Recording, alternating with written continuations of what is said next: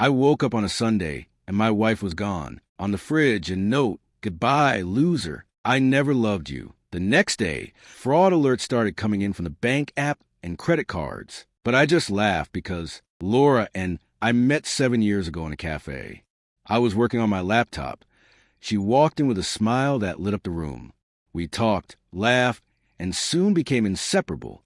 We married 2 years later, bought a house, adopted a dog. I thought we were happy. But in the last year, Laura changed. She became obsessed with the gym, always talking about her trainer, Diego.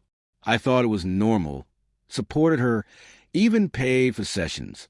I didn't see the signs, her constant outings, curt responses, social media stories with Diego always nearby. I thought everything was fine. What a mistake.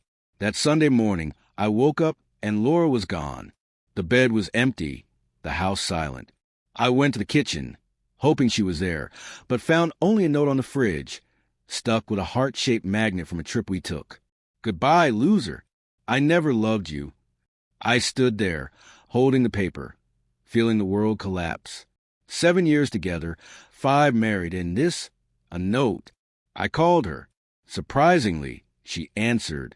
"What do you want?" Her voice cold. "Laura, what's going on? Where are you? What's this note?" I asked, trying not to yell. "It's over, Juan. I can't stand you anymore. I'm leaving. Don't look for me."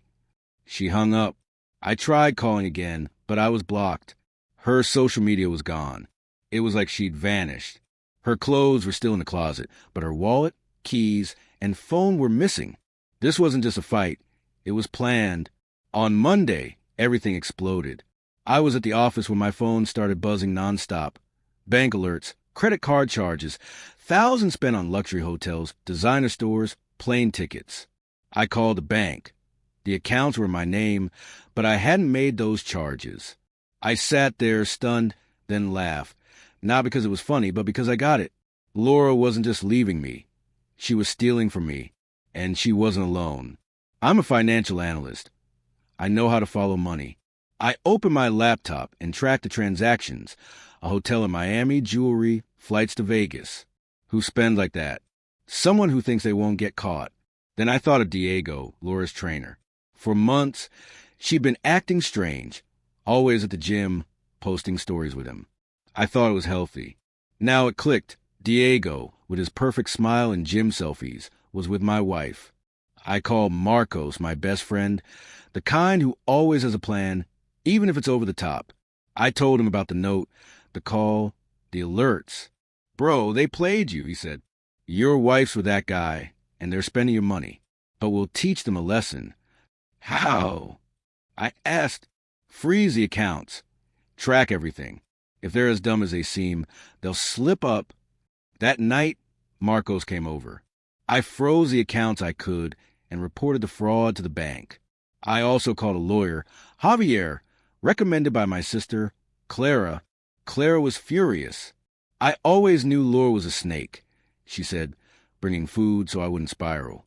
I didn't reply, but I knew she was right. Javier was clear. Document everything.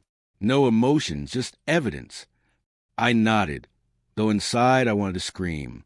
It wasn't just the money. It was a betrayal, her cold voice. "I never loved you." I wanted Laura and Diego to pay. The next few days were chaos. Every bank alert was a clue. Laura and Diego were in Vegas. Spending like the money was endless. Luxury cars, casino suites, designer clothes. But they were sloppy.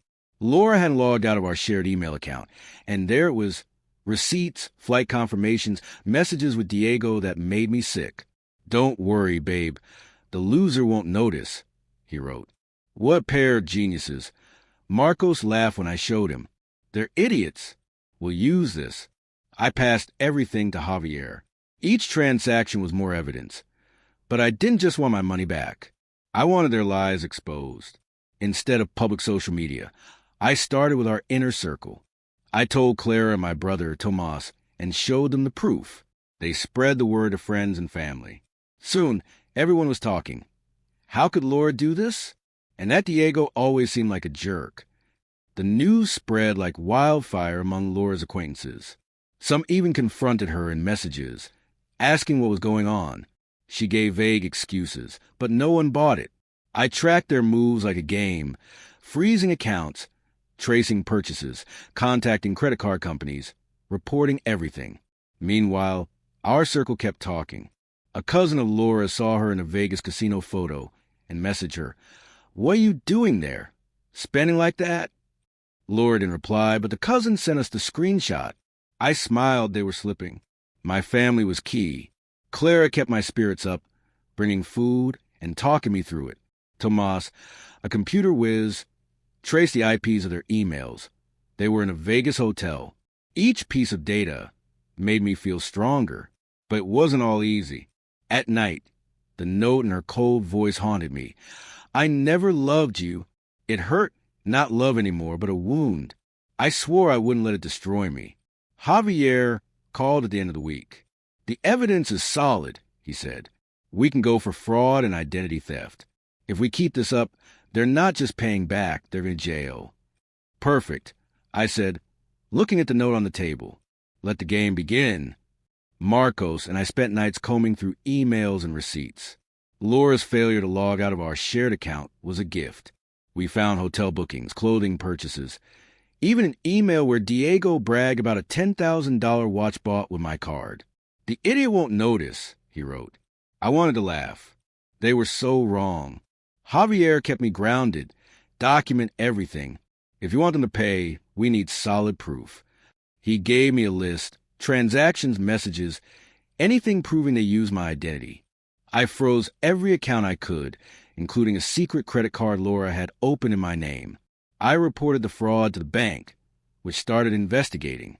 Each step made me feel stronger. Tomas was crucial, tracing Laura's email IPs to confirm they were in a Vegas hotel. We even found a luxury car rental contract in Diego's name, paid with my card. "This is straight up fraud," Javier said when I showed him. "We've got them." Meanwhile, our inner circle did their part. Clara made sure everyone knew the truth, talking to friends, cousins, even Laura's mom, who was furious. "I didn't raise her like this," she said, sending Laura a message demanding answers. Laura gave excuses, but no one believed her. Even her close friends, like Pablo, started doubting her. Pablo called me one night. "I didn't know Laura was like this, Juan. I'm sorry." I told him it wasn't his fault, but I was glad Laura's mask was falling. To ramp up the pressure, Marcos had a brilliant idea. We contacted the hotel where Laura and Diego were staying, posing as the bank, asking them to verify the car for the reservation, knowing it was blocked. The hotel tried to charge it, failed, and sent Laura and Diego a notice. We intercepted the email. Diego wrote, "What's up with the cards? This doesn't look good." Laura replied, "Calm down, we'll fix it." They were nervous, and I loved it. Then Tomas found something juicy. Diego had a history of scams, sued years ago for defrauding a client at another gym. Clara told a friend who worked at Diego's gym, and soon rumors spread. Clients canceled sessions with him, and the gym started investigating. Diego was losing his reputation, and Laura couldn't save him. The final blow before the trial came from their own mistake. We found an email where Laura and Diego planned to move money from my account to an offshore one. They tried to transfer, but since everything was frozen, the bank blocked it and notified me. Javier was thrilled. This is a serious crime. With this, we can go for fraud, identity theft, and money laundering. They're done. One morning, Javier called with news. The police located them in Vegas. They're being brought in for questioning. Get ready, you'll see them soon. My stomach churned. I hadn't spoken to Laura since that Sunday call, when she hung up with "Don't look for me." Facing her made me nervous, but I also wanted to look her in the eyes and let her see she hadn't broken me. The reunion happened at a bank office where they were summoned over the transactions. I walked in with Javier, and there was Laura sitting next to Diego. She looked tired, with dark circles, her hair a mess. Diego tried to act confident, but his hands shook. When Laura saw me, her face hardened. "What are you doing here?" she spat, as if I were the problem. "Taking back what's mine," I said calmly, "and making sure you pay for what you did." Laura laughed, but was nervous. "You got nothing on me." This is a misunderstanding. Misunderstanding, I said, pulling out a folder of evidence Javier had helped me compile. Frauds and transactions, messages plotting to rob me, a failed offshore transfer. Wanted to keep going. Diego turned red. You don't know what you're talking about, he muttered, avoiding my eyes. Laura leaned toward me. You're pathetic, Juan. You always were. That's why I left. Those words stung, I won't lie, but instead of sinking me, they fueled me. Keep talking, I said. Everything you say we'll use in court. Laura paled, and Diego put a hand on her arm, as if to say, shut up. I left feeling I'd won that round. The trial started a week later. Javier had built a rock-solid case, and the prosecutor was on our side. The first hearing was in a small courtroom, with Laura and Diego sitting across, represented by a lawyer who seemed overwhelmed.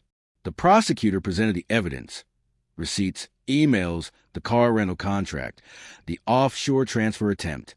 Each document was a blow, and I could see Laura and Diego growing more nervous. Javier had prepped me to testify. When I took the stand, I told everything, the note, the call, the bank alerts, how I uncovered their plan. I stayed calm, though inside I wanted to scream. Laura's lawyer tried to paint me as a paranoid husband, but Javier dismantled it with questions that made it clear Laura and Diego had acted with intent. The most satisfying moment was watching Laura try to explain herself. She took the stand and claimed it was all a mistake, that she didn't know the cards were mine. The prosecutor tore her apart, showing messages where she and Diego planned everything. Diego was no better, trying to pin it all on Laura, saying she pressured him. The judge didn't look impressed. After the first hearing, Javier told me, this looks good, but it's not over. We need to keep the pressure on. He was right. Laura and Diego could still try something, and I wasn't letting my guard down. That night at home, Clara and Marcos came over to celebrate. You've got them on the ropes, Marcos said, raising a beer. Clara nodded. They deserve it, but don't get cocky, Juan. They were right. Laura's note was still on my table, a reminder of why I was doing this. I never loved you. Those words didn't hurt as much anymore. They were my motivation. The trial went on, and each hearing was a spectacle. Laura tried playing the victim, saying she was confused, and Diego manipulated her. Diego threw her under the bus, claiming he just followed orders. The judge looked at them with a mix of boredom and contempt, and the prosecutor shredded them with every question. Once, Laura lost it on the stand, yelling that I was obsessed, and it was my fault for neglecting her. The prosecutor showed an email where she told Diego, when we're done with his money, we'll be on a beach laughing. The room went silent, and Laura sank into her chair. It was a golden moment. Outside the trial, I kept tightening the noose. Clara and Marcos made sure our circle kept the pressure on. Laura's mom, who could no longer defend her, cut contact. Mutual friends like Pablo stopped talking to her. Even Diego's gym fired him after rumors of a scam spread. Clara heard from a friend that Diego tried getting a job at another gym, but no one wanted him. He's running out of options, Clara said, smiling. Good work, Juan. Tomas, my brother, kept being a genius. He tracked a secondary email Laura used to communicate with Diego and found something big. They tried to sell the $10,000 watch at a Vegas pawn shop.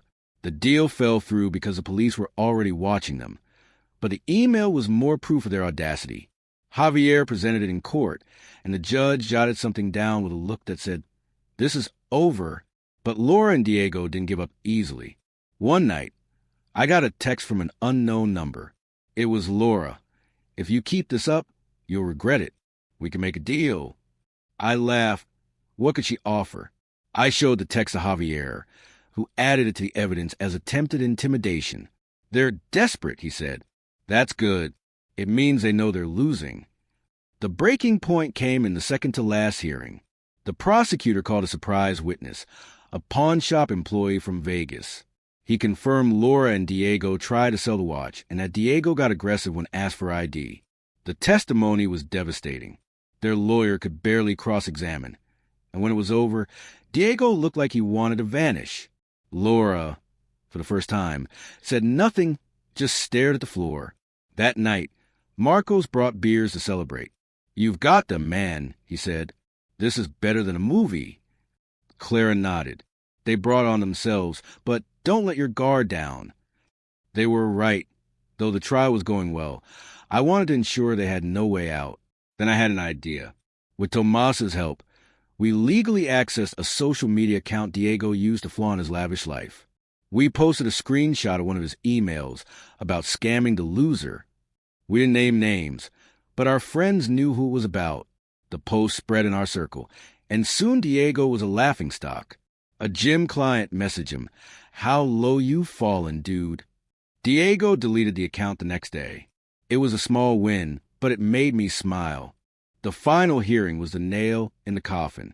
The prosecutor laid out all the evidence, from emails to the pawn shop testimony. Javier closed with a speech that silenced the room. They didn't just steal money. They stole trust, security, and dignity. They don't deserve mercy. When he finished, the judge retired to deliberate. Laura and Diego barely looked at each other. They knew they were done. The verdict came quickly. Laura and Diego were found guilty of fraud, identity theft, and attempted money laundering. Laura got 3 years in prison and a fine that would bankrupt her. Diego, with a scam history, got 5 years. They also had to repay every cent they spent, meaning they'd leave prison with nothing. When the judge finished, Laura looked at me across the room. There was no hate in her eyes, just defeat. I left Tampa saying a word. After the trial, I could have gloated, but I didn't want that. Laura's note, still on my table, no longer hurt. It was just paper. But the pain, that void, gave me an idea.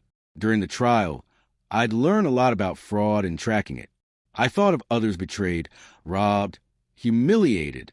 I wanted to help them.